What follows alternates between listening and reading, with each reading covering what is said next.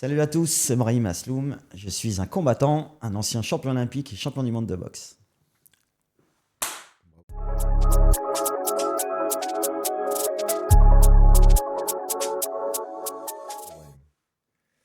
Brahim Assoum, ravi de t'appeler. Alors je dis le nom, alors Brahim, on s'est vu encore il y a quelques jours.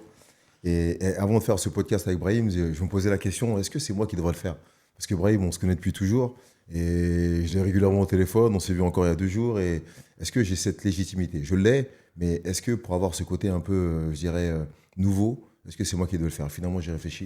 Un Bah, peu comme Christian, oui, c'est moi, c'est moi, je pense que c'est Tu moi. me connais extrêmement bien, on a vécu des choses ensemble aussi en équipe de France, tu m'as vu tout jeune. Donc oui, tu es plus que légitime, mais surtout tu as vu des choses que beaucoup de gens Ils n'ont pas n'ont pas vu. vues, n'ont pas perçues. Voilà. Mais parce on vivait ensemble et j'ai envie de dire qu'on a grandi quelques années ensemble.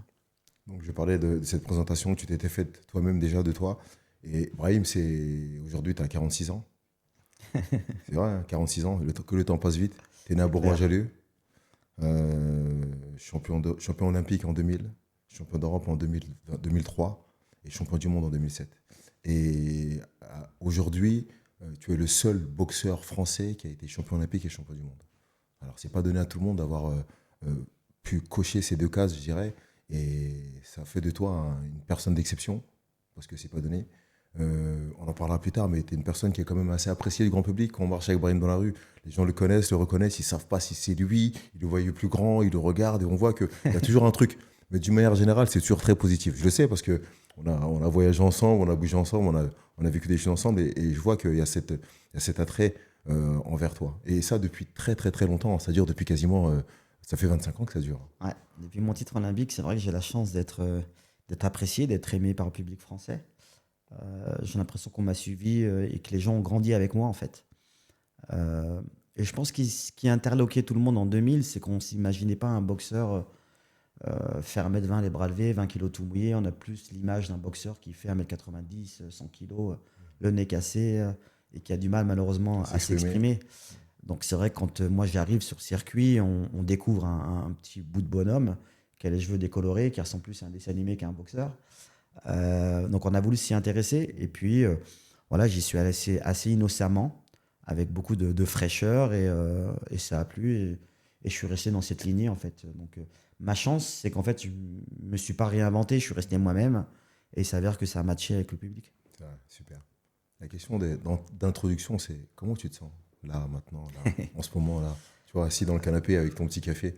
Non, Comment je me sens bien déjà, je suis en bonne compagnie donc c'est très agréable. Je suis content de faire ce podcast avec toi. Je sais ce que tu apportes à notre discipline, au sport en général, l'amour que tu as pour la boxe.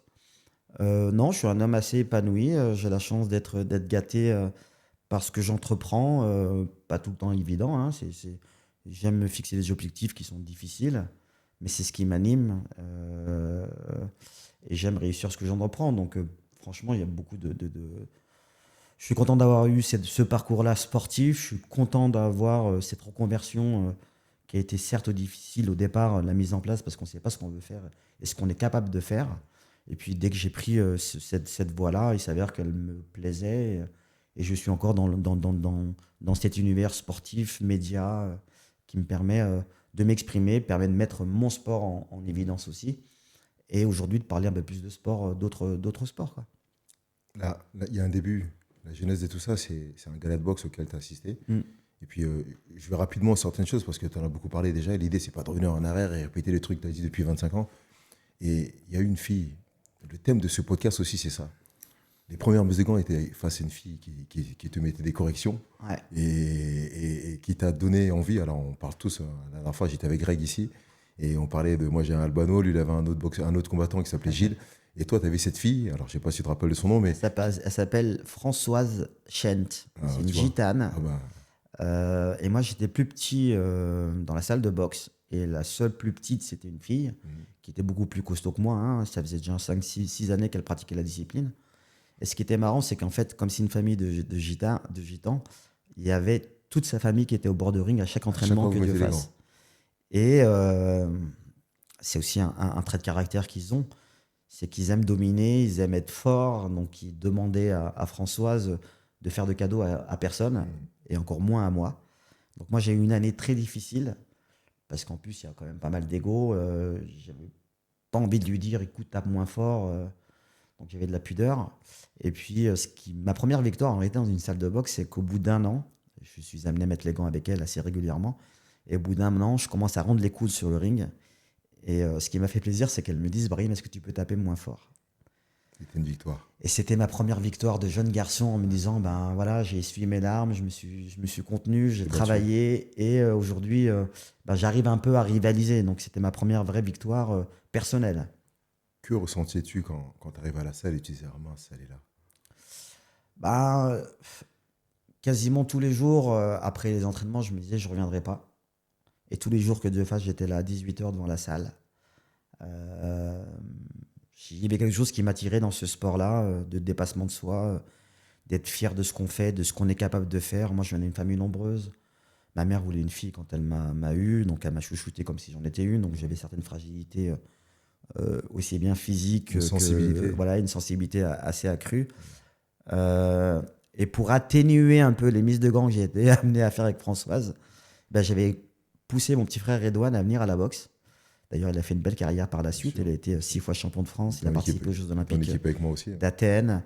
Et puis voilà, je l'avais pris pour mettre moins les gants avec elle et avoir un travail plus basé sur la technique que sur l'épreuve de force.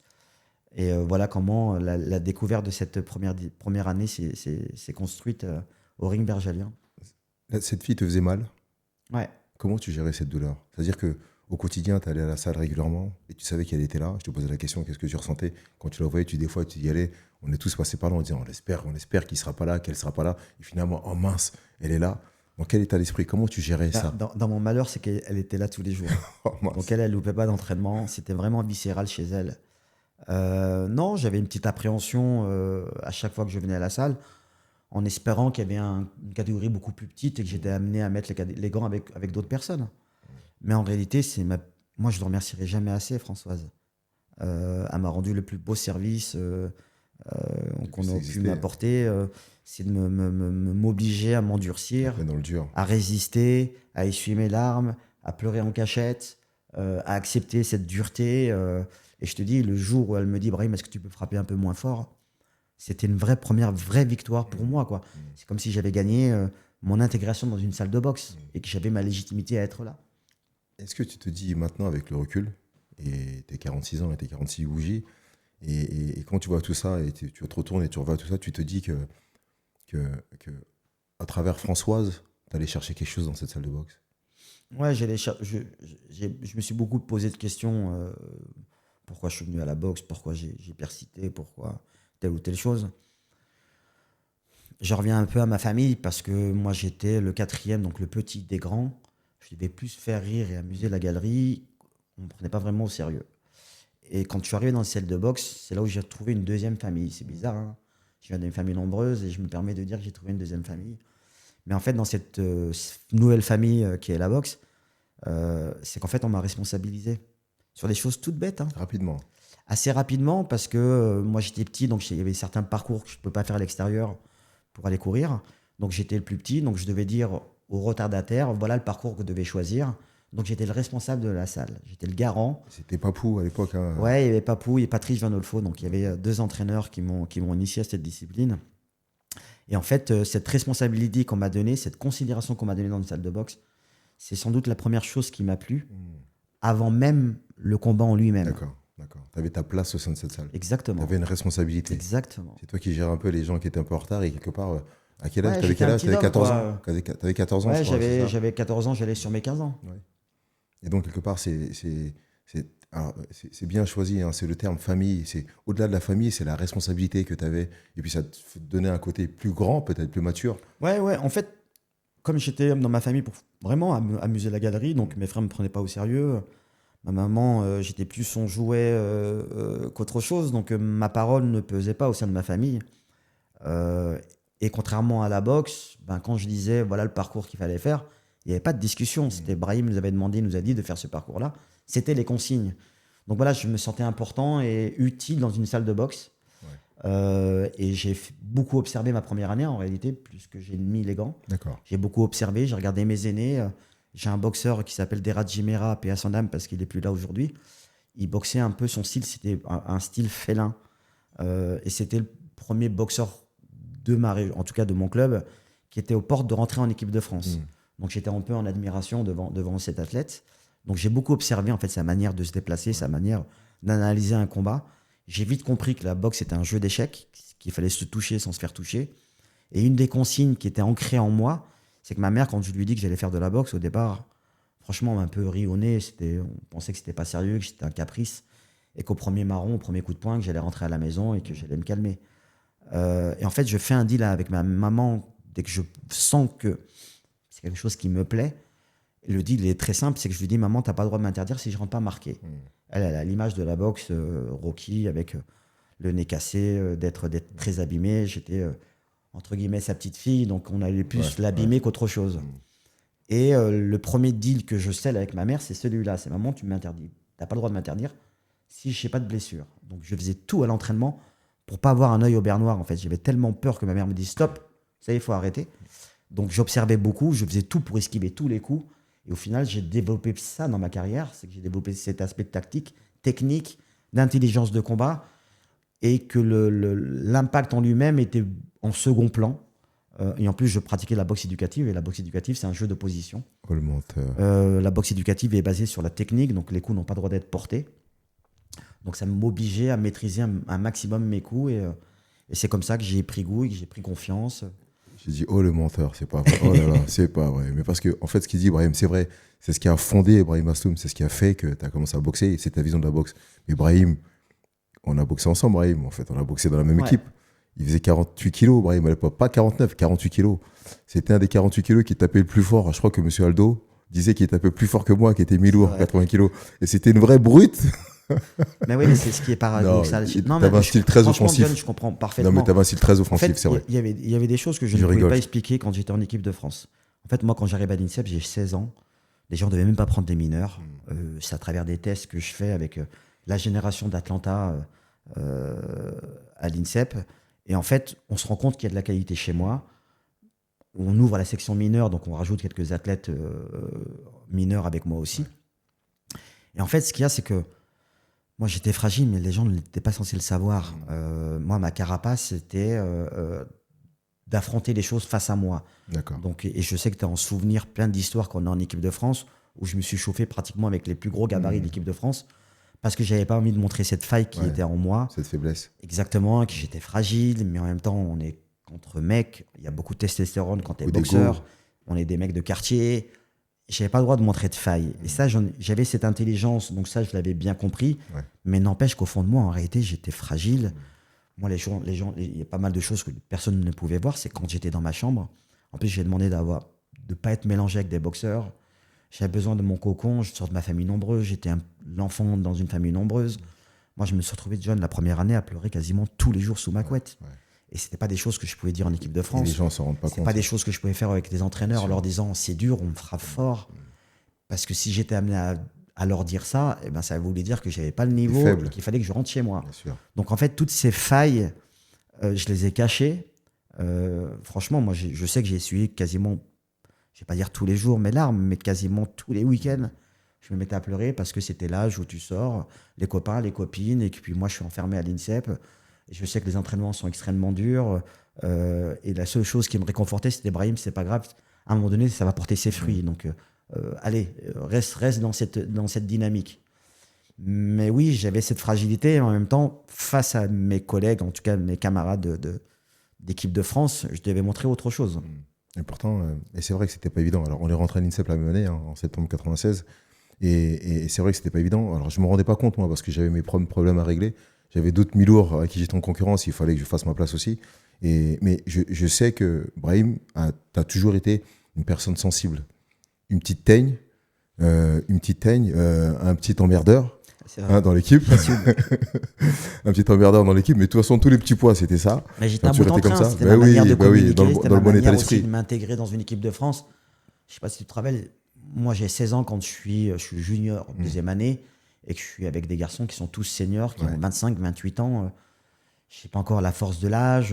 Ça faisait 1 an que je faisais de la boxe, mais ça, personne n'était censé le savoir. Ouais. On part du principe que tu es en équipe de France, Et tu dois assumer devant tout le monde. et surtout, tu avais quitté ton cocon familial. Oui, c'est Et ça. surtout, cet amour que ta mère te portait, d'un coup, te Moi, retrouver à il y avait Paris. beaucoup de choses que je devais régler Ouais. pendant ma première année. Exactement. C'est pour ça que moi, à la fin de la première année, moi, mon intention au départ, c'était pas de rester à l'INSEP, c'était de rentrer à Bourgoin-Jallieu au sein de ma famille, mais de toujours être membre de l'équipe de France. Et j'ai un souvenir avec Thierry Gauthier, avec celui qui m'a sélectionné d'ailleurs à l'INSEP, Moi aussi. exactement, qui était les directeurs du pôle. Moi, je me souviens de à la fin de ma première année, on est tous convoqués devant Thierry Gauthier pour savoir si on est renouvelé ou non. Alors, certains athlètes sont virés parce qu'ils ne sont pas au niveau technique, d'autres pour le comportement, et pour certains, on demandait de rester à l'INSEP. Et je me souviens, en fait, j'arrive à cette réunion, j'essaie de m'inventer une excuse dans ma tête. En fait, je raconte un gros mytho et je dis à mon entraîneur, ma famille, mon grand frère rentre à l'armée, je deviens soutien familial, j'ai 16 ans, hein. Donc je veux bien rester en équipe de France, mais je suis obligé de rentrer à Bourgoin-Jallieu. Et je lui dois beaucoup à Thierry Gauthier. Il tape du poing sur la table et il me dit, tes parents sont égoïstes, je vais les appeler. Là, je suis un petit peu en panique. Et je lui dis, non, je suis assez grand, donc je bombe un peu le torse. Et il se rend compte que je le mène un petit peu en bateau et il me fait une vraie fleur. Et c'est pour ça que je lui dois beaucoup, beaucoup. Et il me dit, écoute Brahim, ce que je vais dire, ça va rester entre nous. Je te mets sur la liste, mais avant le début de saison, confirme-moi que tu es avec nous ou pas. Et là, je descends dans mon quartier, donc c'est l'été. Tu laisses le temps de réfléchir. Ouais. Et là, je suis en plein été, dans mon quartier. J'ai face à moi plein de bacs à sable. Je suis accoudé à un mur. Et à ce moment-là, je me pose ma première vraie grosse réflexion de jeune garçon en me disant, et je commence par cette phrase-là, en regardant tous mes potes en fait de quartier. Et je dis, bon, Brahim, au final, tu veux quoi de ta vie? Tu viens de faire le plus dur, t'existes, t'es en équipe de France. Mais non, c'est très simple. Et en fait, c'est à partir de là que j'ai appris à jamais me mentir, qui m'a beaucoup aidé dans ma carrière. En fait, je me suis dit, c'est très simple, c'est où tu intègres une de ces équipes. Donc, il y avait toutes sortes d'équipes qui faisaient toutes sortes de bêtises, on va dire, de stage-là. Je savais que ça rentrait pas dans mon mindset parce que mes parents n'acceptaient pas ce genre de choses. Il y avait une éducation chez nous qui était assez stricte par le papa. Mais je suis allé loin dans la démarche, serait-ce que pour pas me mentir, pour savoir réellement ce que je voulais de ma vie, moi, perso. La conclusion, c'était que, en fait, il y avait deux choses qui sont ressorties. La première, Brahim, tu t'es fixé un objectif, donc va au bout. Il te reste 3 ans avant la prochaine Olympiade. Et la deuxième, c'est le deal que je voulais respecter avec ma mère, c'était de finir ma carrière, si possible, avec toute ma tête.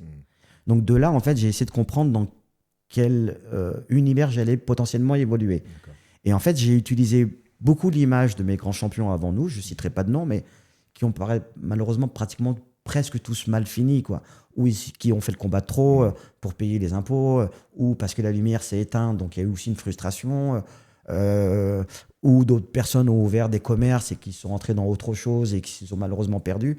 Donc ce truc-là, je n'arrivais pas à le percevoir. C'était pas logique. À 16 ans, je me disais, bon, j'ai des mecs qui sont adulés par la France entière, qui boxent sur TF1, qui font plusieurs millions de téléspectateurs, qui génèrent énormément d'argent. Et à la fin de leur carrière, il n'y en a pas beaucoup qui sont restés sur le haut du panier. Et je me dis, bon, il y a un truc qui cloche. Et en fait, le fait d'avoir dealé avec ma mère en disant, Brahim, essaie de garder toute ta tête pour une suite, après une carrière, quoi. Il faut bien une suite, il faut bien que j'ai toute ma tête. Bien sûr. Et la deuxième, même si je ne savais pas de quoi je parlais à ce moment-là, en fait, je me suis interdit d'être fan de la lumière. En fait, je partais du principe que c'était ça qui les emmenait à la faute. Donc, et comme je ne le connaissais pas, parce que je n'étais pas quelqu'un de connu, j'étais même dans l'anonymat total. Donc, je me suis dit, si ça arrive à ça, fais attention à ça. Donc, ne boxe pas pour l'argent, ne boxe pas pour la lumière, ne boxe pas. Voilà, je me suis mis des garde-fous. Déjà, à cet Ouais, âge-là, à 16 ans. Alors, tu avais déjà ce genre de réflexion. Déjà. bah, en fait, moi, j'ai besoin, en fait, quand je me fixe un objectif, j'aime bien expliquer de cette manière, je suis très imagé dans ma manière de faire, c'est que j'ai besoin, quand je veux jouer aux échecs, je veux comprendre l'échiquier dans son ensemble. Je veux comprendre les règles. Exactement, je veux comprendre les règles et je veux savoir qui est dans l'échiquier, quelle pièce joue, quelle pièce ne joue pas, en fait. À partir de là, j'ai tous les composants à moi d'improviser, de créer avec ce que j'ai, quoi. Donc, mais faut que je connaisse la règle du jeu. Et la règle du jeu, pour moi, c'était la finalité, c'est quoi? La finalité, c'est est-ce que je veux finir de telle ou telle manière ou au contraire, je veux me donner une possibilité d'avoir une suite. Je savais que j'avais une ouverture qui était les Jeux Olympiques. Donc, je savais que si j'étais bon, il y avait une ouverture qui s'ouvrait à moi dans le monde professionnel. Si ce n'était pas le cas, j'ai la chance d'avoir une famille qui était commerçante. Je savais que j'allais revenir à Bourgoin-Jallieu et j'allais me contenter d'exister dans ma région à travers familial. le sport, exactement, et plus dans un projet familial. D'accord. Donc voilà, la définition en fait dans ma tête a été très claire. Il fallait que je sache ce que je voulais réellement pour moi-même, où est-ce que je me projetais dans quelques années en imaginant bien évidemment des objectifs réalisés, pour me donner une vraie possibilité demain, quoi. Donc le fait de finir avec toute ma tête m'a permis de ne pas être abîmé et de pouvoir réfléchir et être prêt Être là aujourd'hui et avoir ce discours. Pardon. Être là Et sans aujourd'hui doute et à tenir avoir ce discours-là. aussi. Et l'une des choses qui était très importante, c'était que je me suis interdit de boxer pour l'argent. Alors j'ai la chance d'avoir généré de l'argent parce que j'étais champion olympique, parce que j'avais des beaux contrats, j'ai rien à voler à personne. Ça fait partie du truc. Mais ça m'a enlevé aussi une angoisse de cet aspect-là. Et je me dis, bon, de toute façon, si t'es bon, l'argent sera là. Je ne pouvais pas imaginer l'inverse. Et c'est pour ça que je me suis libéré de ça. Donc je me suis dit, si je suis bon, si j'ai pas de séquelles psychologiques, ça veut dire que ma technique était irréprochable. Et c'est pour ça que dans ma boxe, je suis pas le mec qui va à la guerre en permanence. Je sais les faire, les guerres, quand c'est nécessaire. Mais je pars du principe que j'ai d'autres armes en amont. À moi d'utiliser ces armes-là pour pas abîmer un capital qui était réel, parce que j'ai toujours entendu que quand on prenait des coups, on perdait des neurones et qu'on pouvait pas les rattraper. Donc ça, j'en avais conscience, c'était mon capital à moi. Donc, et comme j'ai eu la chance, et c'est pour ça que je dis pas que je suis le plus intelligent des boxeurs, j'ai juste la chance d'observer ce qu'ont fait mes aînés. Et je me suis dit, bon, si tu essayes de pas reproduire serait-ce que ces erreurs-là, c'est déjà pas mal, mon pote. Tout ça t'emmène au combat. La réflexion de l'INSEP, le fait de te relancer, de revenir cette année, donc tu es revenu après.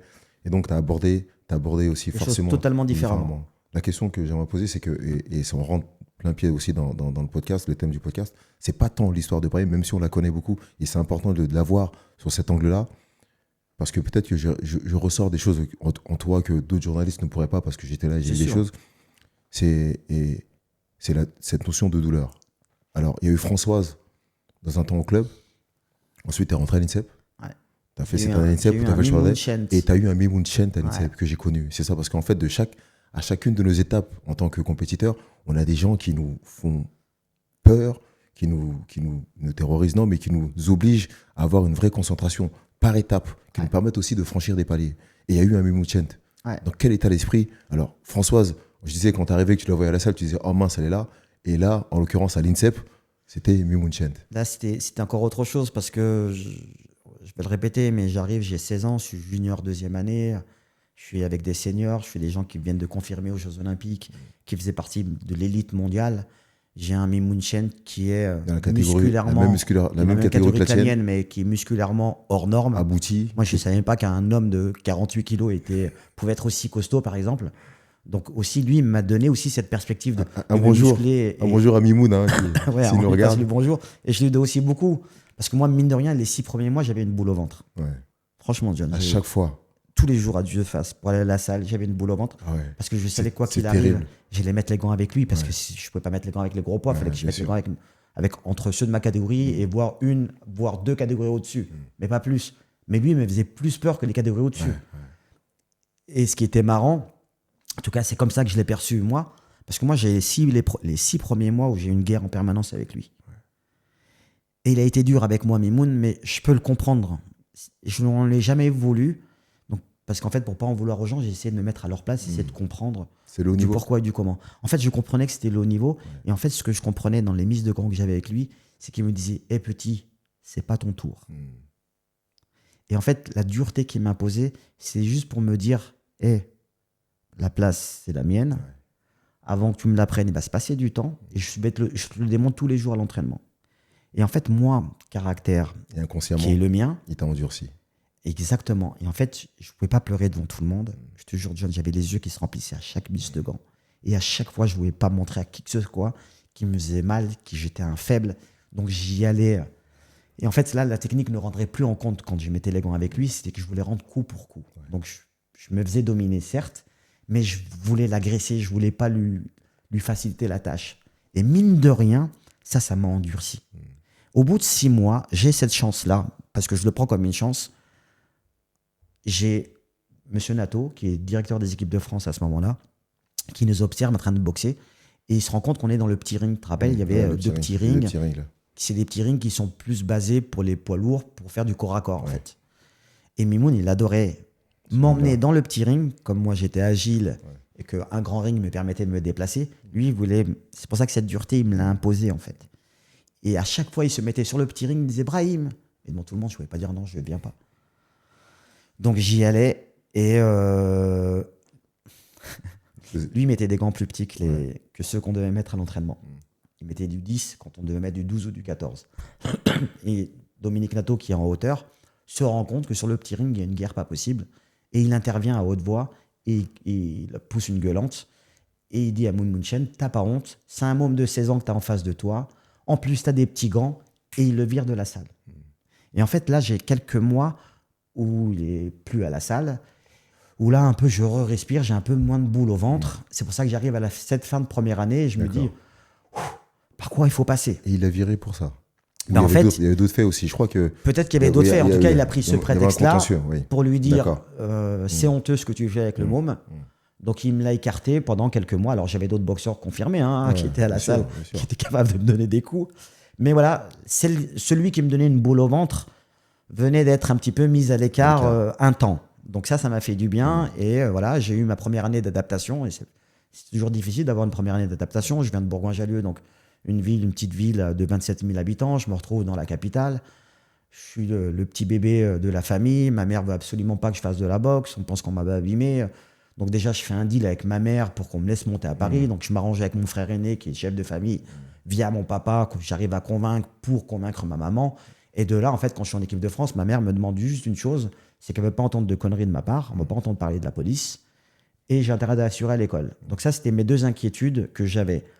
La boxe, moi, elle n'en avait rien à foutre en réalité de la boxe. C'est pas méchamment, mais elle n'imaginait pas que j'allais faire carrière ou quoi que ce soit. Elle voulait juste que je sois heureux. Et en fait, ces deux deals, elle me les a imposés. Donc j'ai fait en sorte, au moins de ce côté-là, de ne pas les décevoir. Et quand j'arrive dans cette fin de première d'année, d'un coup, le choix m'appartient. Savoir si sportivement, je veux toujours faire de la boxe ou si je veux passer à autre chose. Et c'est là où j'ai cette réflexion-là qui se passe dans ma tête. J'ai ce moment-là d'été en équipe de France qui est bien scellé au fond de moi. Et à partir de là, je n'ai plus jamais fait marche arrière, en fait. Je savais pourquoi je faisais les choses et où est-ce que je voulais aller. Ouais, tu ne te posais plus la question. Et la première année est toujours une année de transition. Ouais. Pareil aussi. La première année, tu ne sais plus si tu vas aller au jeu et tu te rends compte que le rêve est palpable et qu'on peut le toucher, en fait, qu'il y a une possibilité en travaillant, en étant sérieux, avec que en fait, tu es rentré dans un endroit où tu pouvais. Et déjà, moi, je voulais tout faire à fond. Moi, j'ai le souvenir d'avoir des Jean-Paul Mendy qui me disaient, qui me voyaient courir à fond, parce que dans tous les tests, je faisais tout à fond, en fait. Et je voyais les grands me prendre un petit peu, me dire, hey, mets le frein à main. Ouais, garde-en un peu. En fait, franchement, au départ, je ne comprenais pas ce qu'ils me disaient. La fougue de la jeunesse. C'était de la bienveillance. En fait, ce qu'ils me disaient, c'était Brahim, ici, tu ne peux pas faire tout à fond, parce qu'on va te cramer avant l'heure. Mais au départ, je le prenais mal. Je me dis, non, eux, ils ne veulent pas que je progresse. Donc, je n'écoutais pas vraiment. Puis après, au bout de quelques mois, j'ai compris que c'était un rythme et que les choses n'allaient pas se faire du jour au lendemain, qu'il fallait être patient. Il fallait que je fasse mes gammes au fur et à mesure des semaines, des mois et des années, ce qu'on a fait par la suite. Même à l'époque, quand on était en équipe, j'ai, moi, personnellement, toujours su qu'il y avait un Moon Chen qui t'avait traumatisé. J'ai toujours su, en fait, depuis toujours. On en parle là, les gens. Peut-être que dans d'autres podcasts, tu en avais déjà parlé, dans d'autres interviews, tu as parlé. Non, je ne parle tout le temps. En fait, j'explique souvent Moon Chen parce qu'il m'a rendu service. Mais c'est ce que je dis, comme Françoise. Moi, j'ai aussi c'est pas une femme, mais on a tous quelqu'un dans le club qui nous mettait les coups, qui nous terrorisait. Mais à ce niveau-là, j'ai toujours su que Mimoun t'a rendu service inconsciemment. Ouais. En même temps, il t'a poussé. Mais en même temps, parce qu'il t'a refilé cette boule au ventre, en fait à chaque fois. Et c'était tous les jours. Et je me rappelle qu'à l'INSEP, on met les gants quasiment tous les jours. Ouais. Et donc, tous les jours, se coltiner à Mimoun Chet. Et Mimoun avait cette réputation. Mimoun était, je me rappelle, à une époque, il avait gagné tous les tournois. Dans cette catégorie, c'était un tueur. Au niveau international. Bien sûr. Il avait tout gagné, Mimoun. Et attends, mais le pire, il ne manquait que les jeux. Mais t'as Mimoun Chet en 48 kilos. Et t'avais Bernard Hinault qui était vice-champion du monde en 95. C'est ça. Dans la catégorie supérieure. Supérieure à 51 kilos. En sachant que moi, que je commence la boxe en 94, 95, 96, je me retrouve à l'INSEP avec eux. Et au fond de moi, je veux rivaliser avec ça. Ils avaient une maîtrise de leur art, franchement. Incroyable, je me rappelle. C'était incroyable. Bernard Hinault, c'était le cadre. C'était incroyable. Je me rappelle cette génération-là. Effectivement, que dans cette zone de catégorie, il y avait deux tueurs qui étaient là, avec deux styles différents. Un homme qui était plus technicien, et un Mimoun qui était plus castagneur, qui faisait mal sur tous les coups, et il était réputé pour ça. Ouais. Et quelque part, tu as pris sa place. Parce que dans ce registre-là, de castagneur ou de mec dur qui fait mal, t'étais pas devenu un technicien, toi. Un technicien, oui, par rapport au niveau, mais tu avais un style très offensif où tu faisais mal sur les coups. Brahim, il a toujours j'ai toujours dit, hein, Brahim, il faisait 49 kilos, 48 kilos, mais il faisait mal. Il n'y a pas Caldo qui le disait, hein, et on le voyait bien. Hein. Et donc, ça a été vraiment un vrai tournant dans ta vie. Parce que quand Mimoun est parti et que finalement, ça t'a fait du bien, ça t'a permis de respirer, tu t'es mieux trouvé, tu as mieux retrouvé ta place au sein de ta équipe, et puis tout doucement, tu es devenu numéro 1 incontestable dans cette équipe. Alors, tu as basculé à 51. Il s'est passé 2 ans. En fait, quand moi j'arrive, il y a aussi Jérôme Thomas qui vient l'année d'après d'ailleurs. En 48. Qui est en 48 kilos, donc on était en concurrence puisqu'on était dans la même catégorie. J'étais assez musclé encore pour mon âge à ce moment-là, quoi. En tout cas, je m'étais musclé. Donc on me demande de rester en 51 quand Jérôme était très bien installé déjà en 48, déjà chez les cadets en fait. Ouais. Donc quand moi j'arrive, on est d'un niveau assez similaire, on va dire, parce qu'on s'était rencontrés en championnat de France. Lui, on l'a gardé dans cette position qui était sa catégorie. Donc moi, il y a une place qui se propose en 51. Et là, c'est Bernard Hinault qui est face à moi. Ouais. Je suis amené au bout de la deuxième année à faire le championnat de France senior. Je m'incline en finale devant Bernard Hinault, injustement. Et de là, c'était le premier scandale qui entourait mon nom. C'était marqué, j'ai le souvenir encore, Asloum. En tout cas, on parlait des championnats de France et on m'avait cité Asloum comme quoi c'était le vol de ces championnats de France. De là, je pense que l'équipe de France s'était mis un peu en porte-à-faux et on décide de m'envoyer en tournoi. Je me rappelle, c'était à Naples, un tournoi A, où là, j'ai les frères Sidorenko qui étaient champions d'Europe, un dans la catégorie des 48, l'autre dans la catégorie des 51. Bon, j'ai des cracks dans ce tournoi-là. Et il s'avère que j'ai plus souvenir si je le gagne ou si je vais en finale, mais je fais une grosse perf, je bats champion d'Europe. Et en fait, à partir de là, on a un regard sur moi un peu différent. Et c'est limite à partir de là que je m'installe en tant que numéro 1 en 51 kilos. Ouais. Donc la catégorie supérieure à la mienne. Et puis voilà, de là, je savais que j'avais encore 2 ans pour préparer les Jeux. Et les Jeux. On va pas parler des Jeux parce que j'imagine que c'est pas la compétition en fait. On digresse un peu, mais parce que naturellement, c'est possible. Comme on a une histoire partagée. Là où elle a son importance, au moment où je m'impose indirectement devant Hinault, au fond de moi, je sais que je fais partie maintenant de ce niveau-là, que j'en suis capable. Maintenant, il fallait se qualifier, maintenant, il fallait insister, et ainsi de suite. Mais en fait, ces 2 premières années où on m'a obligé à me forger, en fait, j'ai le souvenir, en fait, je dis toujours, je ne suis pas né boxeur, mais je me suis forgé boxeur. Et quand je dis ça, je vois un burin. Vraiment, je vois le marteau où on tape dans mon muscle pour que je devienne un combattant, en fait. C'est ça. Avec toute la fragilité qui était en moi et ma sensibilité. Au gré des concurrences, au gré des tournois, au gré des blessures, au gré des aléas du haut niveau, au gré des hommes qui étaient là avant toi, qui étaient plus âgés que toi, et auxquels tu devais prendre leur place, parce que c'est comme ça le haut niveau aussi. Il faut travailler, et il faut être devant, il faut être en concurrence, et puis il y a une concurrence avec Jérôme. Après, vous avez inversé les catégories. Et la question suivante, c'est, on rentre dans le combat. Et il y a toute cette gestion qui est pré-combat, parce qu'il faut gagner les combats, il y a la concurrence du haut niveau, on en parlait. Comment toi, t'abordes les combats? Avec la sensibilité d'un Brahim Asloum qui vient, qui s'endurcit avec le haut niveau, aux confrontations des Mimoun Chent, des Bernard Hinault, le fait de prendre ta place. Et quand tu commences à arriver dans les combats les plus importants, tu as cité les frères Sidorenko qui étaient des tueurs à l'époque, qui étaient champions du monde et qui avaient fait des médailles aux Jeux. Et quand tu commences à aborder ces combats-là, comment tu abordes ces combats et le combat d'une manière générale à l'approche du combat? Aujourd'hui, à la fin de ma carrière, j'ai 101 combats. J'en ai 75 chez les amateurs, 26 chez les pros. Il n'y a pas un combat que Dieu fasse, juste avant d'entrer dans l'enceinte du combat, du ring. Je suis toujours dans un petit sas juste avant de rentrer dans l'arène, où je me dis, à ce moment-là, j'ai une prise de conscience. Et je me dis, mais Brahim, espèce d'abruti, aussi violemment que ça. Mais t'as trouvé que ça à faire d'aller prendre des coups? C'est sans doute la peur qui me fait revenir à la raison avec tout ce que ça comprend d'un combat. C'est ce que tu dis à chaque combat. À chaque combat. Il n'y a pas un combat où je me suis pas mis cette boule où j'ai mon ego qui touche, mais le bas du bas du bas, en m'insultant tous les noms, en me disant voilà, parce que je me retrouve dans une situation où j'ai un doute général. Qu'est-ce que je fais là? Au moment où je touche le fond, j'ai jamais pris de drogue, mais j'ai l'impression qu'on m'a envoyé un shoot à ce moment-là et que au moment où je me suis posé ces questions-là, où j'ai un peu honte de me les poser limite, parce que ça englobe beaucoup de choses en fait. Et en fait, d'un coup, j'ai l'impression de reprendre un peu de la force, de l'énergie. Et quand je rentre sur le ring, sincèrement, j'ai Ça te l'impression que je suis ça te muscleur, quoi. galvanise, en fait. Ouais. Ouais, voilà. Cette Donc, j'ai question besoin de. Parce que la peur te fait faire aussi cette réflexion mentale. Et c'est vrai, l'être humain n'est pas fait pour prendre des coups, quoi.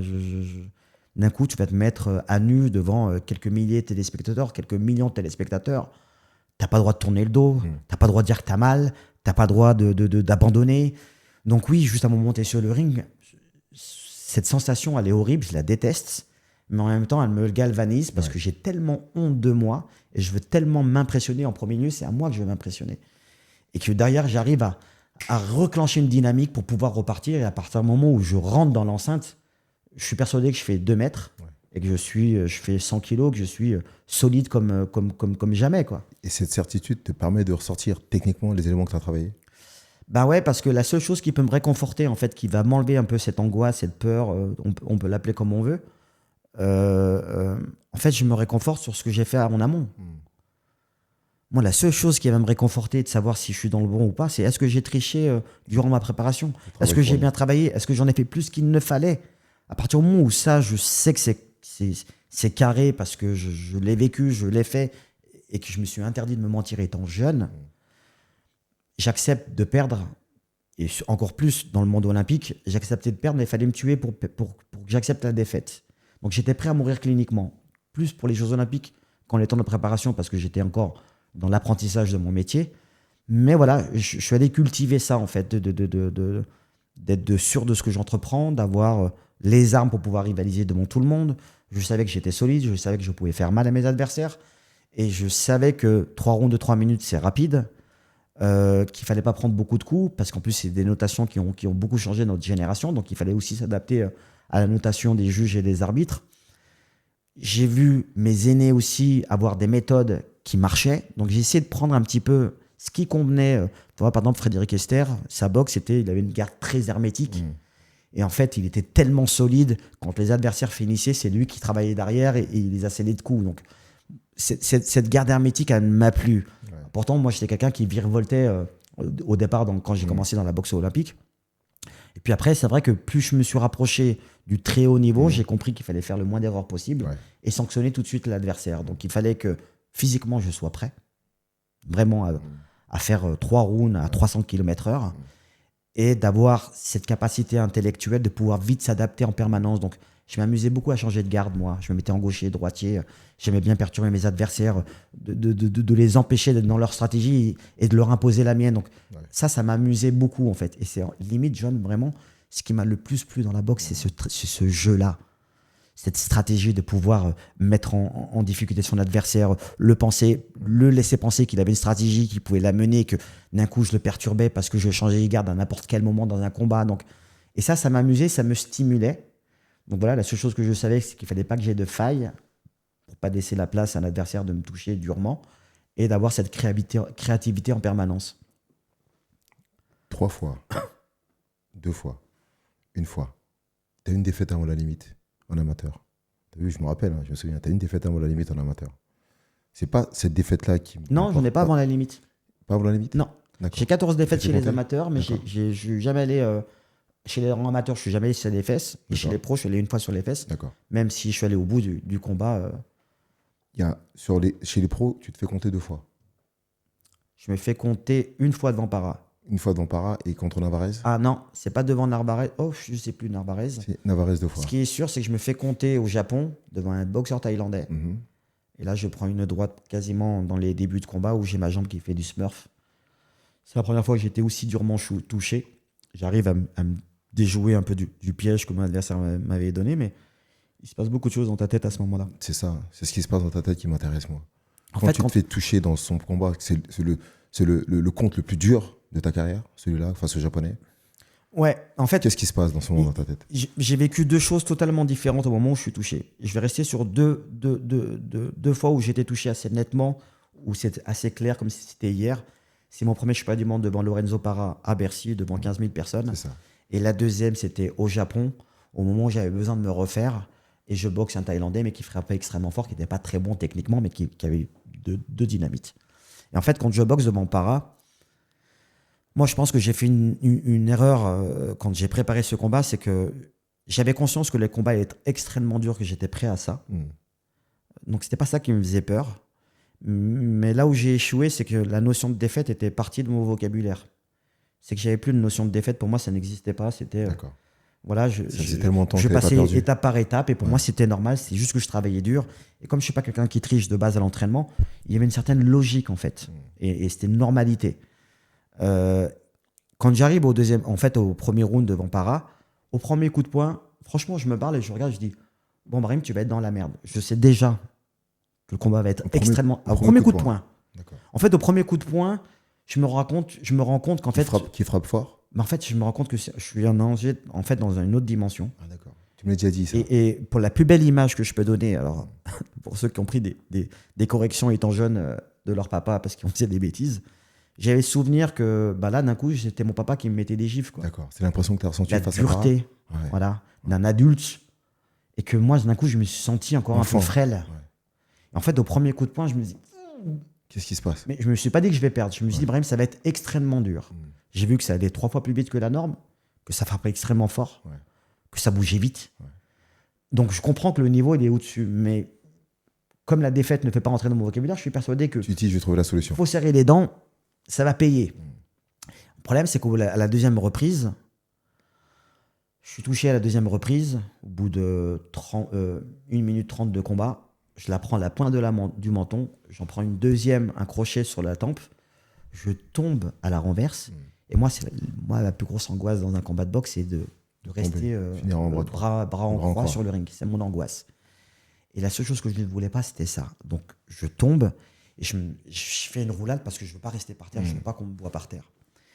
Et j'ai le souvenir où j'ai mon corps qui tangue et je sens mon corps tanguer. Et tu ne le contrôles pas. Mais non, là, je peux rien faire. Je sens juste que mon corps est en train de tanguer, que je suis dans le gaz. Je vois l'arbitre me compter. 8, je fais semblant, là, je bluffe, comme quoi je suis lucide, mais en réalité, je suis dans le gaz. Et là, j'ai Lorenzo Para il lui reste 1 minute 30 de combat, il s'acharne sur moi.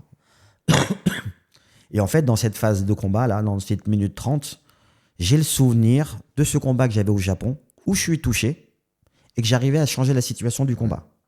Et dans ma tête, à ce moment-là, au moment où je suis touché, je me dis, Brahim, vraiment, aussi net que ça. Je me suis parlé en me disant, Brahim, t'as vu, tu es déjà arrivé, donc tu sais que tu es capable de le faire.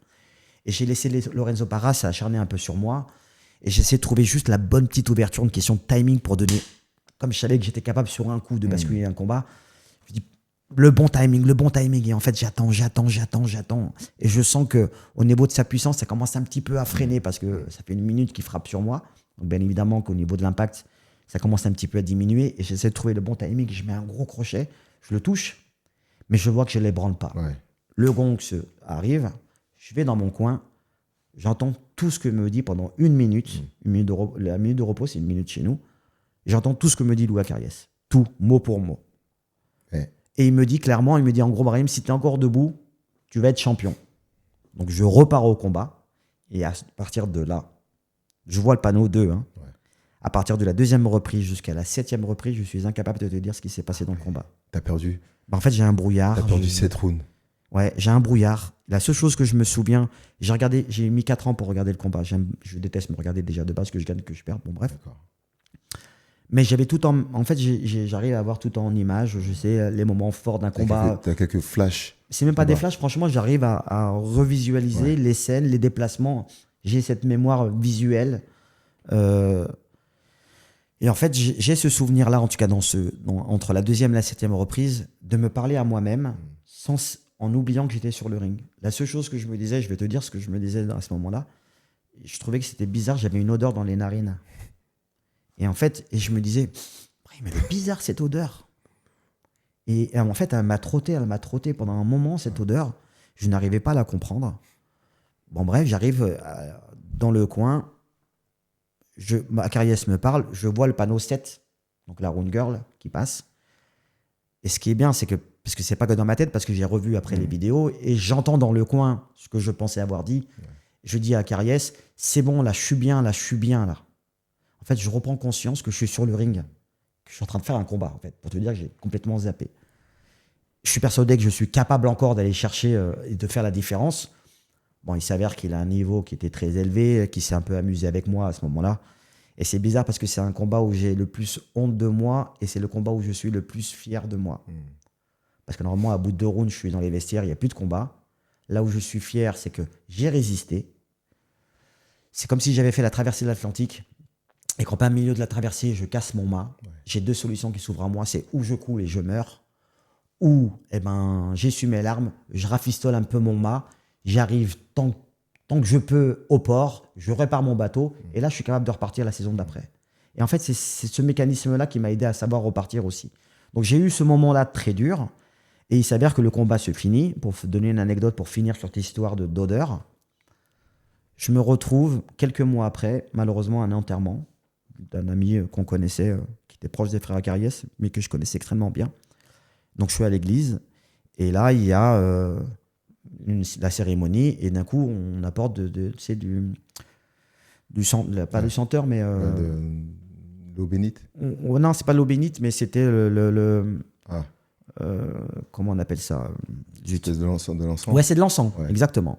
Et en fait, spontanément, en plus j'ai réagi spontanément parce que cette odeur me perturbait. Je savais pas pourquoi, d'où elle était venue, je l'avais jamais sentie. Et là, d'un coup, spontanément, je dis à l'église, je dis à Carrière, je dis, c'est cette odeur que j'avais dans les narines. Ah ouais. Donc déjà, je le dis à haute voix, mais tellement ça m'avait choqué. Et en fait, j'avais cette odeur-là, vraiment, cette odeur dans les narines. Je comprends. Moi, quand j'ai re-regardé le combat quelques années après, ce que je suis arrivé à faire entre la 2e et la 7e reprise, j'en étais pas capable de le faire tous les jours d'entraînement. C'était à Cariès. M'obliger à avoir ces 5 cm, vraiment d'être là et juste de faire ça à mon adversaire pour gagner toujours un temps. C'est de l'automatisme. Exactement, et d'être encore plus proche de l'adversaire pour pouvoir contre-attaquer encore beaucoup plus vite. Et en fait, je me suis rendu compte en revoyant cette vidéo, c'est que j'arrivais à le faire, mais que j'ai pas donné un coup. Pas un coup à mon adversaire. De la 2e à la 7e reprise, pour ceux qui veulent revoir le combat, j'ai pas donné un coup. Et en fait, j'ai l'impression que mon corps est en instinct de survie. Est-ce que j'étais proche de quelque chose de dramatique? Peut-être. En tout cas, le seul lien que je peux faire, c'est avec l'encens que j'ai bu à l'église pour la cérémonie d'un mort. En tout cas, c'est celle que j'avais dans les narines. Je me rends compte quand je vois la vidéo, en fait, je fais le minimum du minimum pour survivre et pour pas qu'ils me mettent KO, en fait. Et puis voilà, et ce combat-là m'a fait beaucoup de mal, John, pour être honnête. Ouais. Moi, j'ai fait 5 mois de dépression. C'est celui-là qui t'a fait le plus mal? Moi, c'est le combat qui m'a fait Celui contre Para, il y a eu 2 défaites. Il y a Para. Narvaez, c'est autre chose. Narvaez, je l'ai vécu différemment. T'as été dépassé. Là, je m'en veux à moi. Ouais, parce que je sais que j'ai loupé un coche. Mais là, sur Para, en fait, je le vis tellement brutalement que je ne le comprends pas. C'est la première défaite déjà? Ouais, médiatiquement, devant 15 000 personnes, 2,5 millions de décodeurs sur 5 millions de possibles. Voilà, un truc assez énorme, la boxe reposait sur mes épaules. On me vendait bien avant ce combat-là comme étant le premier boxeur de tous les temps français à être champion olympique et champion du monde. Et il s'avère que je me casse la gueule devant tout le monde et que je plante le business des gens qui sont autour de moi. Ouais. Là, je le prends pour moi, en fait, et j'ai le souvenir, quand je descends du ring, j'ai monsieur Michel Acariès qui s'approche de moi. Il avait de la peine pour moi parce que j'avais perdu. Ouais. La première chose que je fais, John, je le prends dans mes bras et je lui dis « Excuse-moi, excuse-moi, excuse-moi ». Tu avais pris tout ça sur tes épaules? Ouais, moi je pensais que la pression, je la gérais en fait. Parce que de toute façon, il fallait faire avec. Je savais que j'étais quand même privilégié médiatiquement, j'étais dans un confort. Ouais. On ne regardait pas la dureté que je m'imposais parce que ça faisait partie du jeu, c'était comme ça. Hein. Donc je ne pouvais pas me plaindre, je n'avais pas le droit de me plaindre, même si c'était dur. En tout cas, le public n'était pas prêt à entendre ces plaintes de ma part. Mais je le vis de cette manière. J'ai l'impression, en tout cas, j'ai conscience que je plante le business de tout le monde, que j'aurais dû apporter ça à mon sport, ce que je n'ai pas fait. Je le vis mal. Je fais 5 mois de dépression. Et un jour, monsieur Acariès, alors on savait un petit peu au téléphone, il me connaissait bien quand même, Louis. Et un jour, au téléphone, il sent qu'à ma voix, je vais un peu mieux. Il me dit viens, on va dîner. Et ça faisait un petit moment que je ne l'avais pas vu. Donc je dis allez, ok. Et ce qui était génial dans ce dîner en question, c'est qu'il y avait une 3e personne qui était son ami, mais que je connaissais aussi très bien, qui était souvent proche de nous. Et en fait, quand j'arrive à table, il m'envoie un pic. On n'a pas commencé à manger. 2 pics, 3 pics, 4 pics, 5 pics. D'un coup, je prends la tâche, je le prends super mal. J'ai beaucoup de respect avec les gens. Cet ami-là, hein? Cet ami-là qui t'envoie des pics? Non, c'est Louis Acariès qui m'envoie des pics. Mais il y a un témoin qui est là. Donc j'essaie sans doute à ce moment-là d'essayer de répondre, et encore, je suis même pas sûr. En tout cas, je les prends de plein fouet comme ça. J'ai le souvenir d'avoir pris ma serviette, la posé sur la table et je lui dis Louis, je me sens pas bien. Comme c'est moi qui conduisais la voiture, je dis je te laisse prendre un taxi, je rentre chez moi. Je pose pas plus de questions et je me casse. Je rentre à la maison, je prends mon téléphone et je te jure, je lui mets, je pensais pas que tu pensais ça de moi. Parce qu'il m'a allumé quand même. Et moi, je sais qu'il m'a vu en sang, les pieds en sang, jamais me plaindre. J'ai jamais grugé un entraînement, John.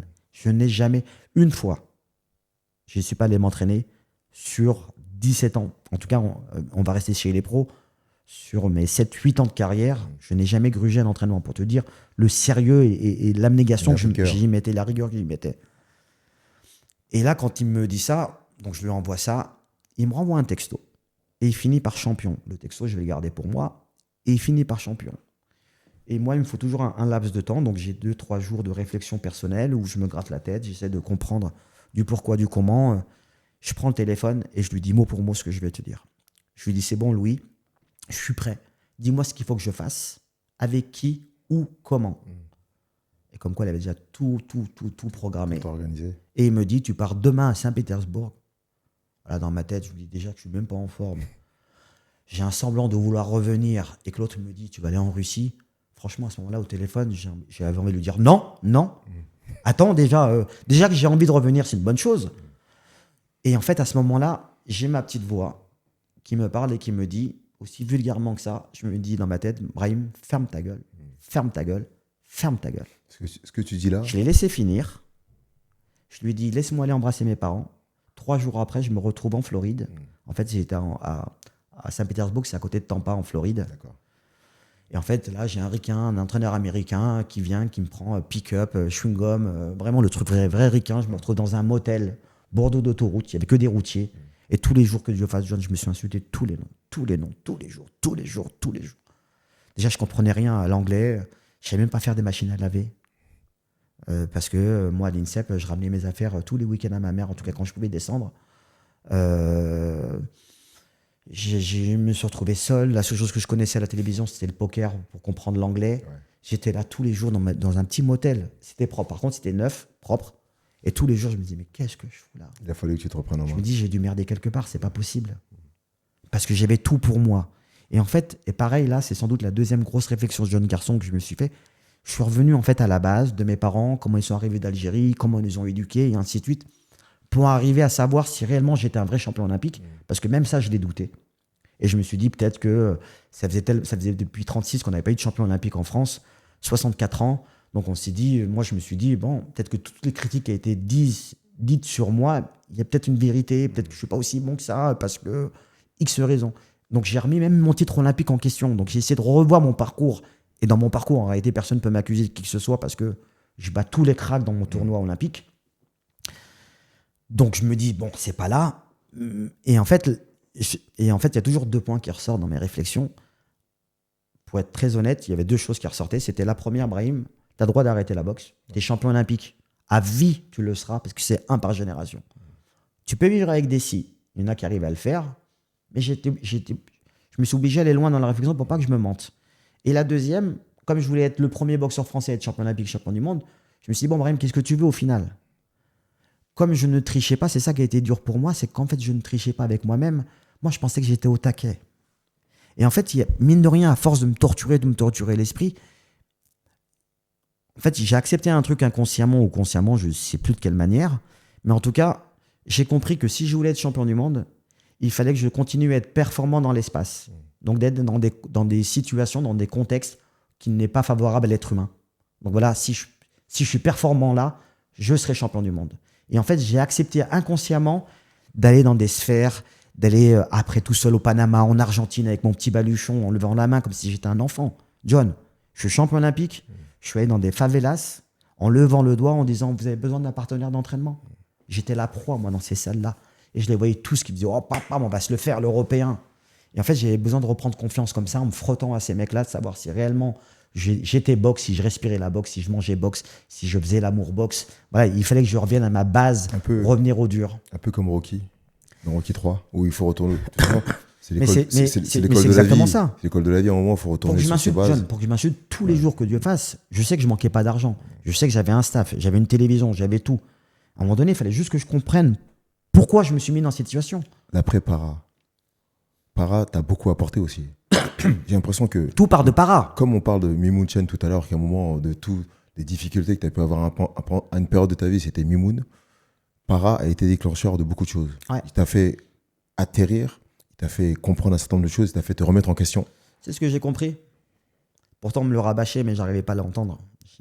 Parce que j'ai pas cette notion. Parce que Qu'est-ce moi, que t'as quand je suis compris rentré en équipe de France, je faisais du sport. Je m'entraînais 2 fois par jour, voire 3 fois. C'est du sport, c'est une méthodologie de travail.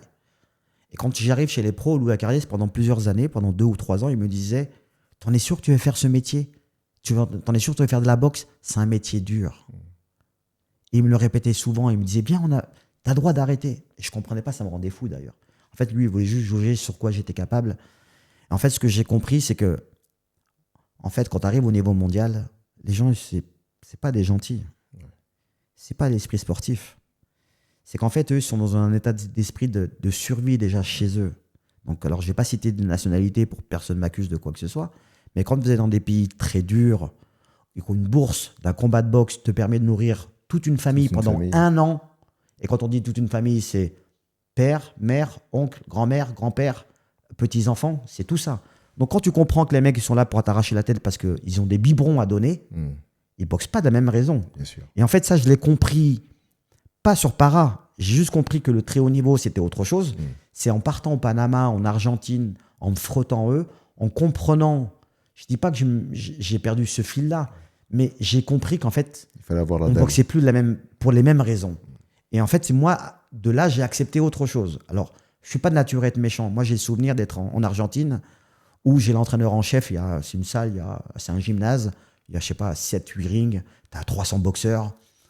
À la fin de l'entraînement, l'entraîneur me regarde comme ça. Et bon, j'étais venu avec un sac d'une marque française. Et il me regarde et me dit clairement, il me dit, écoute, si tu reviens demain avec ce sac en question, ici, on te coupe la main. Je suis revenu avec 2 sacs en plastique, John, le lendemain.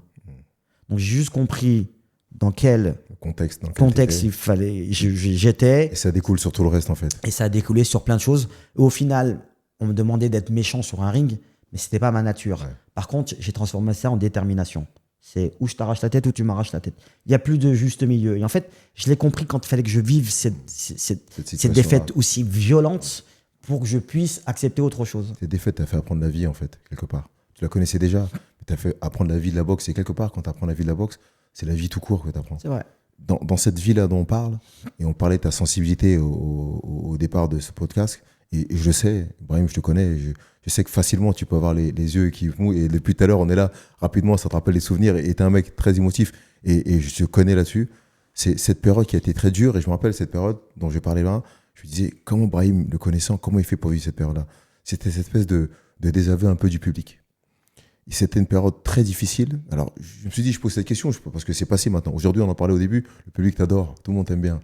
Et il y a eu une période, et ça fait partie aussi de ton parcours, et c'est important d'en parler aussi, où tu l'as dit, en préparant le podcast, j'ai regardé les choses des anciennes interviews où tu disais qu'effectivement, qu'il y a quelques personnes qui sifflaient, qui huaient, et puis on disait que Brahim se faisait siffler. Et moi, j'ai assisté, c'est pas tout le monde qui sifflait. Oui, mais quand tu as 100 personnes dans une salle de 5000 qui sifflent, et que tu as des journalistes qui te disent Asloum le mal aimé. Effectivement. Et ça influence tous les autres. C'est une violence. Et après, ça a été, même pendant au moins une année, ça a été une mode. Comment as-tu vécu cette période? En fait, tu allais à la guerre en ayant cette petite boule, cette appréhension de te faire siffler. Et en plus, on attendait de moi, en étant champion olympique, d'être champion du monde limite du jour au lendemain. Ouais. En fait, je peux en vouloir à personne parce que moi-même, j'y ai cru que c'était possible. Des similitudes avec Tony Yoka aussi. Ouais. Différemment, alors, mais quelque part, on attendait beaucoup. Ouais. Exactement. On est très exigeant avec un champion olympique et c'est normal. Et d'ailleurs, pour la plupart des gens, champion olympique est égal à champion du monde. Donc, limite, il n'y a pas de différence. Mais il s'avère que nous, c'est un autre métier. Si je veux donner une métaphore, quand tu es champion olympique, c'est un 100 mètres. Donc, il faut être bon techniquement. Voilà, c'est basé sur des détails. Quand tu es champion du monde professionnel, c'est un marathon. 12 rounds, il va s'en passer beaucoup de choses. Et il faut être complet pratiquement dans tous les compartiments. C'est une aventure. Exactement. Donc, la difficulté, c'est qu'il fallait que j'apprenne mon métier en ayant un statut de méga star, mais en n'ayant pas encore la capacité sur le ring de démontrer que je l'étais, parce que j'étais encore en apprentissage. J'avais des adversaires, parce que moi, on a beaucoup critiqué mes adversaires, mais moi, mes adversaires, les gens ne les connaissaient pas parce qu'on ne s'intéressait pas aux petites catégories. Bien sûr. Mais moi, je défie tout le monde de prendre ces 30 dernières années, de prendre quasiment tous les boxeurs français, sûr. de regarder qui ils ont boxé en début de carrière et ce que j'ai regardé, ce qui j'ai boxé. On va se rendre compte que j'étais loin, loin, loin de ce que pensaient les gens. Bon, le problème, c'est que quand tu es en pleine carrière, tu ne peux pas t'attarder sur ça. Les gens te jugent sur l'instant T. Donc, j'ai eu une année où on me sifflait, qui était rajoutée en plus par rapport à cette pression. Ouais.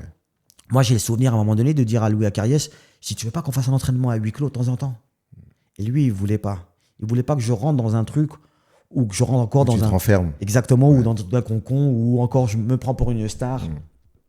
Et moi, ce qui était dur, c'est que, je te jure, John, chaque mise de gants à la salle, chaque mise de gants, je sais pas, il y a eu d'avoir 30, 40, 50 personnes, de toute façon, il y avait trop de monde. Et à chaque fois que je prenais un coup, j'entendais. Moi, j'étais sur le ring, ça me rendait fou. J'avais envie de crier, de dire à tout le monde, mais vous croyez que je suis invisible? En plus, je connaissais pas encore mon métier. Et en fait, c'était un jeune fougueux qui n'avait pas l'expérience. C'est ça. Et en fait, qui gérait pour pas moi, forcément ses tout ce émotions. qu'on me disait, c'était dur. Il fallait que je l'accepte et que c'était pas tout le temps vrai en plus. Mais en même temps, c'est ce qui m'a permis sans doute d'avoir une carapace, sans doute accepter aussi. Forgé. Ça m'a endurci, ça m'a permis aussi de devenir un homme, encore beaucoup, parce que j'étais encore un jeune homme à ce moment-là, de grandir, d'en vouloir à personne. J'ai des choses qui sont venues de ma maman étant jeune quand elle me laissait partir en équipe de France et que tous les week-ends elle me disait des phrases parce qu'elle savait comment elle j'étais, comment moi j'étais. Donc, et en fait, c'est tout ça qui fait que derrière, j'essayais de me raccrocher à mon éducation, à ce qu'on m'apprenait, à ce que Louis Acariès aussi m'apprenait et me transmettait comme expérience, qui fait que derrière, j'essayais de me canaliser et de me dire, Brahim, c'est pas grave, prends combat par combat. À un moment donné, ça a porté ses fruits. Pourquoi t'as arrêté, Brahim? T'as arrêté à 30 ans. Alors, on connaît les, Même un peu plus jeune. On connaît les raisons. On connaît les raisons. C'est pas de ça que je veux parler. Ouais. C'est qu'à un moment, quand tu relates ta carrière, là, tout ce que tu as vécu, tout ce que tu as fait, l'athlète que tu étais devenu, ce que tu as compris dans ta vie, à un moment, tu décides d'arrêter. Donc, quand je te pose la question de pourquoi tu as arrêté, c'est pas oui, parce que Canal+.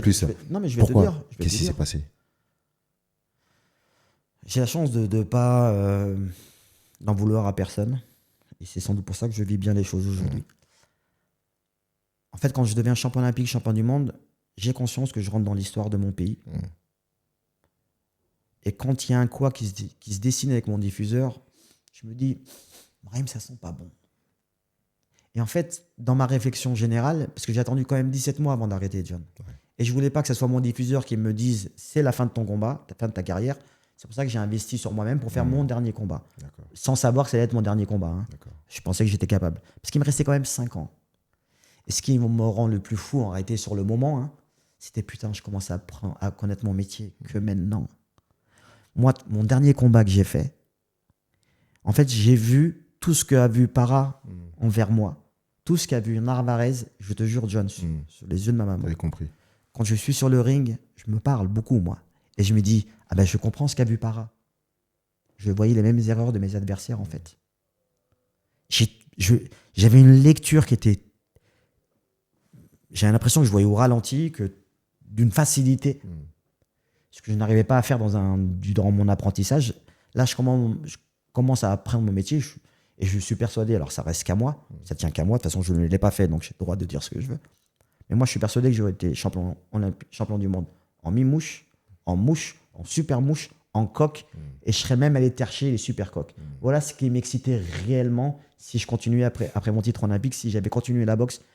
Mon objectif réel, ce qui me faisait bander, pardonne-moi pour l'expression, c'était d'être champion du monde. Je savais que le record, c'était 3 catégories. Je voulais 5. Alors, je marche à ça, hein, c'est mon essence. Bien sûr, il faut rêver. Je voulais faire 5. Et je savais que c'était des catégories qui me correspondent parce que je mettais les gants avec des coqs, des super coqs. C'était pas ridicule. Loin de là.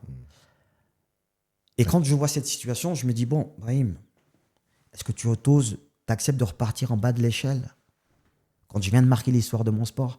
Et j'ai fait une métaphore en pensant à ce moment-là, c'était Ronaldo qui met avoir le ballon d'or. C'est comme si l'année, il vient d'avoir le ballon d'or, l'année d'après, on le met sur le banc touche.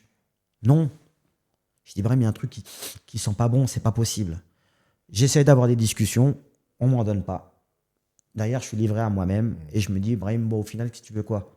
Tu vas repartir à zéro? J'ai pas fait tout ça pour ça. Au final, je me suis dit, je dois rien à personne. J'ai fait une aventure et moi, j'aime vivre mes aventures pleinement. Je suis allé voir Acariès et je lui ai dit, viens, mon pote, on arrête. Et lui me disait, Brahim, va ailleurs. Parce qu'il faut savoir que quand tu es champion du monde, c'est ta ceinture qui est valorisée. Et bien sûr. Donc oui, j'ai des promoteurs, j'ai Franck Warren, j'ai d'autres promoteurs qui voulaient me signer parce que j'étais champion du monde. Mais je me dis, j'ai pas fait tout ça pour être à la merci de certaines personnes, pour pas rester sans doute, qui m'auraient interdit, en tout cas qui m'auraient empêché de respecter un deal que je m'étais fait étant jeune.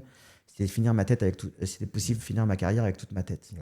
Et je sais que si j'étais parti dans ce sphère-là, et là, c'est des coups que j'allais à faire parce que j'avais plus l'ossature de mon pays. Donc j'étais un peu... Livré à toi-même. voilà, je dépendais des autres, quoi, et au bon vouloir de qui allait s'occuper de moi. En fait, Donc je me suis dit, mais je n'ai pas fait tout ça pour ça. Je vais respecter le deal que j'ai fait avec ma mère de finir avec toute ma tête. Ouais. Je suis champion du monde. Il n'y a personne qui m'a rendu ma ceinture. Merci, messieurs, dames. Mais ça veut dire que, John, je pars, et là j'en ai conscience, hein, je laisse $1 million sur la table. Donc imagine, je pars avec $1 million, je pars une main devant, une main derrière, je pars à la fac. Ouais. Je pars faire un master de droit économie du sport. Tu sais ce que tu as fait, Brahim, je pense, moi. Et ça revient à la genèse. La première question que je t'ai posée, c'est comment tu te sentais, mais est-ce que quand tu as poussé cette salle et que tu as commencé à mettre les gants avec Françoise, c'est ce que tu es parti chercher, en fait. Et c'est ça, en fait. Et je pense que tu n'as plus ressenti le besoin de boxer parce que tu avais réglé ton compte. Moi, je voulais démontrer à ma mère et à ma famille que j'étais pas aussi fragile que eux pensaient. Ben, c'est ça, tu J'avais étais des problèmes devenu de le premier. croissance, j'avais plein de problèmes comme ça. Ma famille, pour eux, j'étais trop faible. Vraiment. Hein. Mes frères m'appelaient la fille, par exemple, pour te dire. Moi, à 16 ans, je suis sur le dos de ma mère, à me faire des câlins, à me gratter le dos. Bon, bref. Et en fait, la boxe, moi, ça a été un outil pour moi de me faire respecter en fait en tant d'individu, en tant que personne. Et entre 8 et 14 ans, 12 ans, je ne vais pas te dire l'âge exact, j'avais beaucoup de questions existentielles. Pourquoi je suis né à Bourgoin-Jallieu et pas à Paris ou sur la Côte d'Azur? Pourquoi je viens d'une famille nombreuse qu'il faut tout partager? J'ai plein de petites questions comme ça qui me perturbaient. Et en fait, à un moment donné, je me dis, bon, Brahim, si tu veux quelque chose, tu vas te le chercher. Là, j'avais pas encore commencé la boxe. Et là, ça a déclenché quelque chose chez moi où de me dire, n'attends rien de personne, fais, et tu verras qu'après, tu arriveras à rassembler tout le monde autour de toi. C'est la première chose que j'ai faite, c'est rassembler ma famille. Quand j'ai mon père qui me montre son nom de famille en gras majuscule dans le Dauphiné, qui me dit, mon fils, il me pas devant mes frères, hein, en tête à tête, par pudeur, il me dit, mon fils, ça c'est dans toute la France. Et je lui dis, non papa, c'est que dans la région. Et j'ai envie de lui faire plaisir, et je lui dis, non, et tu verras qu'un jour, ça sera dans le monde entier. 4 ans après, je deviens champion olympique. En fait, mes moteurs ont été là. Quand j'ai ce couac-là, moi, c'est pas l'argent qui me motive. Moi, ce qui m'a motivé, c'est de faire des choses qu'on n'avait pas fait avant moi. Ça revient à ce que je disais, Brahim. Et en fait, quand j'arrive à ça, je me dis, mais est-ce que j'ai fait tout ça J'ai tout soldé pour me faire manipuler, pour subir? Non. Merci, au revoir. Ça m'a permis, moi, de respecter les engagements que j'avais avec les frères Acariès. Donc moi, je peux les voir et les embrasser tous les jours avec de la joie, de la fierté, parce que j'ai eu une aventure, j'aime vivre les aventures, comme j'ai pu vivre une aventure en équipe de France, comme j'ai pu vivre une aventure dans le monde pro où c'est moi qui ai fait mon équipe. Et puis, j'avais pas envie de le gâcher, donc je me suis dit, bon, Brahim, la vie est encore jeune, c'est plus facile à 28 ans de se réinsérer que si j'en avais 40. J'avais pas d'enfants à charge, donc j'ai pris des risques que je n'aurais peut-être pas pris si j'avais 40 balais, tu vois. Bien sûr. À 28 ans, de dire je reprends l'école, même si ça me frustrait parce que je me retrouve sur le banc de la fac, j'ai jamais fait de fac, moi. J'ai fait un BEP électrotechnique. Et là, d'un coup, on m'observe en me disant, mais qu'est-ce que fait Brahim Asloum? Il a suffisamment d'argent, il est connu, il est si. Mais en même temps, c'est la plus belle chose que j'ai faite, c'est parce qu'en fait, j'avais conscience que j'étais connu, que j'avais un peu d'argent, que si je voulais encore évoluer dans la société française, eh ben, il fallait que j'ai des bases saines, il fallait que je revienne un petit peu, que je m'enrichisse, comme je savais que j'avais négligé un peu ma scolarité, due à l'équipe de France. Puis là, je suis à me mettre à niveau. C'était angoissant là au départ parce que de se remettre à niveau, franchement, c'est très dur. Mais je suis resté dans un domaine que je maîtrisais, qui était le sport. Et là, c'était de parler de droit, donc de comprendre comment le sport dans son ensemble fonctionnait et sa juridiction et ainsi de suite. Et là, ça m'a aidé à revenir avec un peu plus de confiance et ne plus penser que j'étais qu'un boxeur. Non, j'étais capable de faire autre chose. C'est très important. À qui tu l'as dit le premier? Quand toi, Brahim Asloum, du haut de tes 1m67, 30 ans, et que tu décides là, après toute cette carrière riche, que tu décides d'arrêter dans ta tête, tu dis c'est bon, j'arrête. Au moment où c'est acté, à qui tu l'as dit en premier? C'était un moment dur pour moi, John. Un moment dur parce que j'ai eu des idées noires. Je n'accuse personne, mais Mon frère aîné, à l'époque, c'est lui qui gérait mon argent, en tout cas ce que je générais, avec beaucoup de bienveillance. Hein. J'ai 25 ans, 26 ans. Et en fait, mon frère ne comprend pas comment ça fait que j'arrête la boxe quand je génère des grosses sommes d'argent. On l'a cité tout à l'heure, par combat. Pour lui, c'est hors de question. Non, continue. C'est à lui Mais que en tu l'as fait, dit le premier? ce qui n'arrivait pas... Pardon? C'est à lui que tu l'as dit le premier? À mon frère Karim, ouais. D'accord. Et je pensais qu'elle allait me comprendre, en fait. Et en fait, personne ne pouvait comprendre ce qui se passait dans ma tête. En fait, ce qui se passe dans ma tête, c'est que je suis capable de beaucoup de choses, mais j'ai besoin d'aimer les gens avec qui je travaille. Mais j'ai besoin de les aimer viscéralement, quoi. J'ai besoin d'un vrai amour. Avec sincérité. Ouais. Parce que tu peux pas me faire certaines choses si j'ai des réticences, si... Voilà. Je fonctionne beaucoup comme ça. Et en fait, pour moi, ma référence, ça restait mon frère aîné. Donc, j'en parle à mon frère aîné qui ne comprend pas et que je peux comprendre, hein, parce qu'il y avait... Lui, il voyait autre chose et moi, je voyais autre chose. En fait, j'aurais été malheureux. Sincèrement, je sais que j'aurais été malheureux si j'avais continué de cette manière. Et en fait, j'aime pas me forcer dans ma vie. Et c'est sans doute ça qui me permet de réussir et de vivre bien les choses. C'est dire, bon, voilà, l'aventure s'arrête. Je dois rien à personne. Je passe à autre chose. Et dû la scolarité, puis j'ai eu la chance de rencontrer François Pesanti, qui était directeur des sports chez RMC, et qui me dit, écoute, on aime ta personnalité. C'est le moment où j'intègre l'école. D'accord. Et il me dit, on aime ta personnalité, voilà, je sais pas quoi te proposer, mais on veut que tu interviennes dans nos antennes. Et de là, ça m'a permis d'être à l'école, d'avoir ce petit truc médiatique qui me permettait toujours d'avoir mon nom qui résonnait, donc pas d'angoisse de me faire oublier. Et puis, les choses se sont faites naturellement. Et puis après, je suis rentré dans la promotion et j'ai voulu promouvoir ma discipline. Ça fait 1 heure qu'on parle. C'est pas mal. Ouais. Tu t'es dévoilé, hein. Et c'est vrai. Hein. Et je savais déjà. Je sais que Brahim, quand on appuie sur le bouton, ça glisse parce que t'as une vie qui est riche. Parce qu'en fait, j'ai aussi ça, John, c'est que j'ai pas de complexe. Ouais. Mais tu sais pourquoi, Brahim? Mais parce que ça revient à ce que je disais tout à l'heure. Tu as soldé tes comptes. En fait, quand on fait un sport de combat, je pense, moi. Tu as une case en trop ou en moins, mais il faut quelque chose. Tu as un compte à régler quelque part. Oui, je suis d'accord. Ce podcast, il est là pour ça aussi, en fait, pour révéler quelque part ceux qui ont réglé leur compte, ceux qui l'ont pas réglé, peut-être. Mais ça veut pas dire qu'on court derrière un compte à vie. Non, mais non. On a un truc quelque part au fond de son cœur, au fond de sa tête à régler. Toi, au moment où tu as arrêté, et c'est pour ça que tu es en paix avec la boxe. Tu n'es pas en train de regarder derrière ton épaule en disant j'aurais dû gagner ce combat-là, j'aurais dû continuer ou arrêter. Tu as arrêté parce qu'à un moment, tu t'es dit, tu étais champion du monde à ce moment-là, tu t'es dit, c'est bon, tous mes rêves ont été plus ou moins assouvis et je me sens apaisé en fait. Quand tu as fait ce que personne n'a jamais fait en France, en plus, c'est prétentieux de se dire autre chose. C'est pour ça que je dis, j'aurais imaginé faire telle ou telle chose, mais ce qui est fait est déjà énorme. Mais en fait, c'était pas spécialement, en fait, c'était dans quelles conditions j'aurais continué une aventure. J'aime pas bâcler, et je veux pas gâcher les choses. Je veux qu'on me donne les moyens d'y arriver. Donc, je savais qu'à partir du moment où tu me dis, on divise tout par 3, je savais qu'il y avait beaucoup de portes dans ma carrière sportive qui se fermaient. Ouais. Serait-ce que pour unifier des ceintures, si j'ai pas un aspect financier avec moi, si j'ai pas des enveloppes conséquentes, je peux pas proposer à un autre champion qui a lui la ceinture aussi de m'affronter. Il va prendre le risque s'il y a un gros billet à la clé. S'il n'y en a pas, il te dit non, tant qu'on ne m'a pas donné mon challenger officiel, je ne prends pas de risque, sauf s'il est sûr de gagner.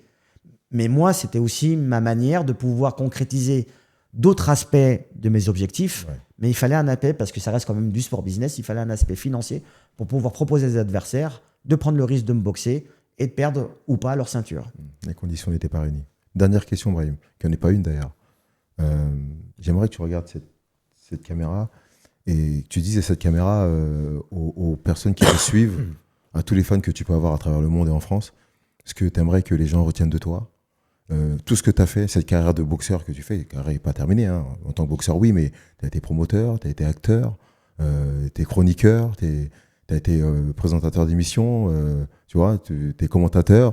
Donc, dans toute cette palette, et Brahim Asloum, l'homme public, c'est vrai, hein, l'homme people, si on peut dire ça, les gens qui te suivent, qui te regardent, qui ne te connaissent pas vraiment, tu t'es dévoilé encore un peu plus aujourd'hui. En tout cas, j'ai essayé de tirer et faire en sorte que les gens te voient un peu d'une autre manière. Qu'est-ce que toi, pas à moi, parce que je te connais, mais aux personnes qui te regardent, comment tu aimerais être perçu? Qu'est-ce que les gens aimeraient, est-ce que tu aimerais que les gens puissent comprendre de toi et de ta personnalité, ce que tu fais vivre à la France depuis quasiment 25 ans maintenant? Bah, moi, moi, quand j'ai compris que le nom Asloum ne m'appartenait pas, que c'était celui de mon père, moi, la première chose qui me préoccupait, c'était de mettre, en sachant son parcours et d'où il venait, donc se déraciner de son pays natal pour venir en France. Moi, ce que je voulais, c'était que son nom soit mis le plus haut possible et qui reluise de bonnes choses. Maintenant, qu'est-ce que j'ai envie qu'on pense de moi? Des champions, il y en a eu avant moi. Des champions, il y en aura après moi. La seule chose que, en tout cas, je me souhaite, c'est qu'on me dise que c'était un mec bien. Donc, à partir de là, le reste, c'est secondaire parce que ma carrière, elle est finie. J'ai pas de frustration. J'ai pas, j'aurais pu faire mieux. Si, ça. On peut toujours faire mieux, c'est sûr. Mais ce qui est fait est fait. Elle est derrière moi, ma carrière.